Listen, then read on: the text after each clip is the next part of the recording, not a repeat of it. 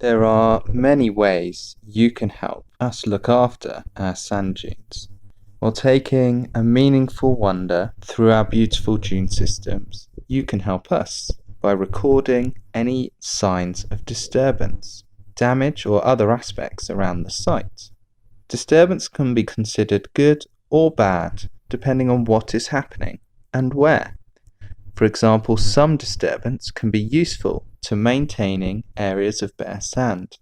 So we're looking for disturbance caused by animals as well as human activities.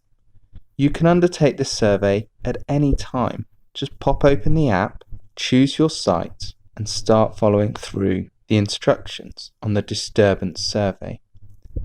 You don't need any equipment, and there's nowhere to navigate to, but you might, if visiting the dunes in the past, want to go to a previous location that you've seen signs of some interesting disturbance. So what are you going to record?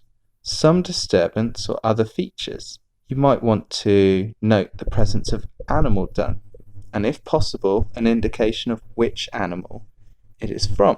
Rabbits, pony, cattle, sheep, deer, or other creatures. You might notice rabbit activity, scrapes, burrows, walkways, footprints. You might also see human activities, such as damage from vehicle tracks, including motorbikes, large areas of litter, or fly tipping. Recording litter is not aimed at the occasional sweet wrapper. Hopefully we can all help by putting these in our pockets. But the remains of large amounts of litter or barbecues, or large rubbish items like car tyres. If these are recorded, our site managers will know exactly where to go and pick them up as soon as they possibly can.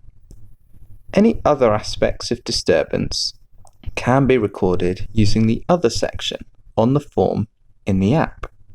If you can, take a photo. You might also want to mention the presence and size of patches of bare sand, or where the turf has been broken up by the activity of animals or humans.